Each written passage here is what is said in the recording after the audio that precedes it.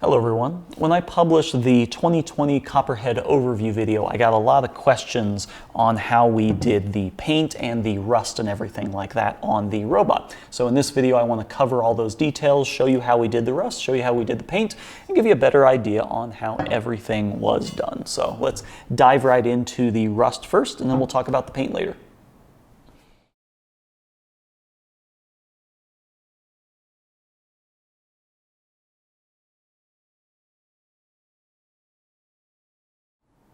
When we released the first pictures of the new aesthetic of Copperhead showing like the rust and the paint and whatnot, we had a lot of people joking that, oh, you just kind of sat it outside in the yard for the last year. And that isn't the case. We're out here in Colorado, and that's where the bot is built. And Colorado has extremely low humidity, so getting this level of rust naturally is just nearly impossible. It sat in my shop for 6 months after being sandblasted, and there wasn't even any surface rust on it. So this was all done in a controlled way.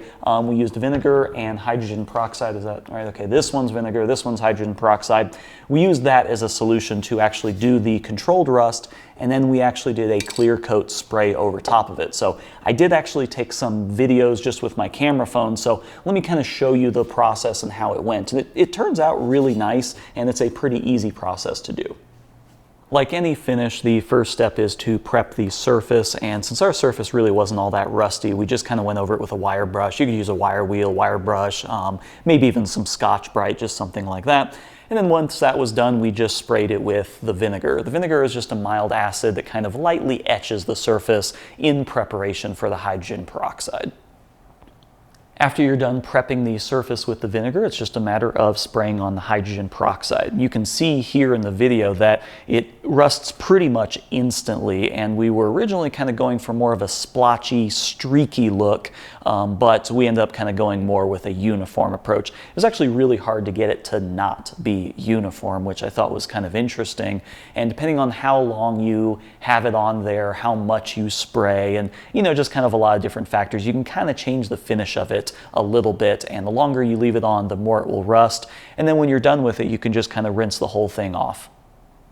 So as far as the rusting goes, that's pretty much all there is to it. The vinegar is just your standard vinegar, white vinegar that you get at the grocery store. And hydrogen peroxide, if you're not familiar with it, is commonly found at Walmart or other grocery stores, things like that. It's pretty common, it's pretty cheap. And the hydrogen peroxide did have a little bit of salt added. I think we had like 2 tablespoons in this whole bottle, and as you can see, it really doesn't take that much. I mean, this one's basically full and this one's got a little bit in it. So it really doesn't take that much. The stuff's really cheap, it's easy to find, and this stuff, it really isn't that dangerous. If you're not familiar with hydrogen peroxide, it is the best way to clean up blood stains. If you just pour some hydrogen peroxide on some blood, let it sit, dab it up, you'll never know it happened. The rusting really isn't an exact science. You're just going to have to kind of play around with it and the different types of materials, and how much you prepped the surface is going to change how much it's going to rust. But generally speaking, the more you leave it on there, the more it's going to rust. And if you just kind of leave it on there for a little bit, once you have it the way you want, just go ahead and rinse everything off with water, let it dry, and then you'll have a nice rusty surface. However, this surface is going to be just bare metal that is rusted, so you're going to want to do some kind of clear coat over top of it. And what we did, and you see in some of the pictures of the frame, we didn't rust every single little thing on the frame. We actually sprayed a little bit of clear coat on like bearing surfaces and places that we didn't want to rust. Just sprayed that on there or taped it off, whatever, or didn't spray it with vinegar, and that's how you can kind of control what surfaces you're going to rust. I'm sure you could just tape everything off with painter's tape if you wanted, but we just kind of clear coated like the whole inside of the robot, because obviously we don't want to rust the whole inside of it. I mean, it doesn't hurt, but we just used the clear coat to kind of control where that rust was going to end up going. So yeah, that's pretty much all there is to the rust. Let's talk about the paint. So I'll talk about the paint on this top panel, since this is kind of one of the more complicated pieces. This design and largely the rest of the design was done in SolidWorks. I'll kind of get more on that later. But this was all done in SolidWorks, so it was just a matter of exporting the DXF and then using the laser to cut the stencils. And that's a pretty straightforward process. You have this already covered in rust and then clear coated, so then it was just a matter of taping this whole thing off, just adding painter's tape to this whole thing, putting it into the laser cutter, exporting that DXF into the laser, cutting out the first step, which was the red. So we cut that off, peeled off the tape, spray painted that whole thing red, and then when that was dry, tape it up a second time, and then we peel off the tape for the black, peel that off, spray paint that whole thing black, and now we're left with the canvas to do the Copperhead head logo and all the other little accents. And all of the other accents and the whole rest of the robot was actually hand painted by my wife.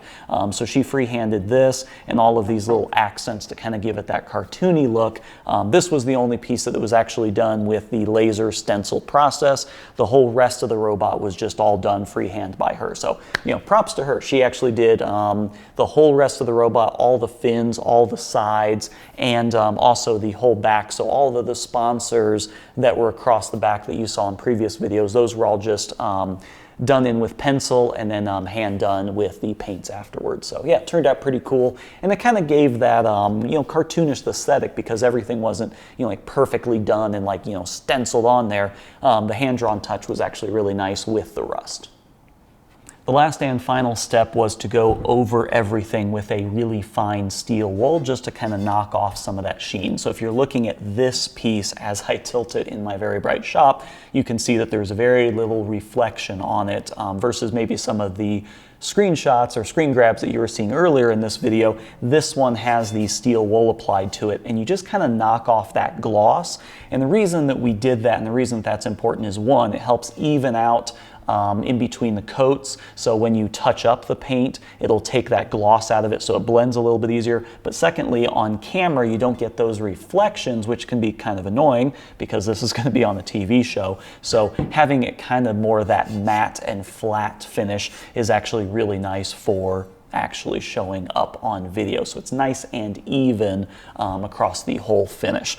And one little extra note for the people that are following along the video this long is we actually did do custom artwork for each one of our fights. Obviously, I can't reveal who our fights were, how they went, or anything like that, but we might have done some little custom artwork for each one of our fights, so hopefully that will show up in the TV show once it airs on Discovery sometime in December, but that's something to definitely look out for. We did take pictures of each iteration for every fight, just in case they don't show up on TV, but a little something extra that we did to prepare for every fight. So, yep, that is an overview of the rust and the paint techniques for Copperhead 2020. Hopefully this was interesting for some of you, and hopefully it gives you some ideas on how to, you know, rust and paint your very own combat robot. Thanks for watching. Check out my Facebook page for any updates, and I'll see you next time, and see you in the next Copperhead video.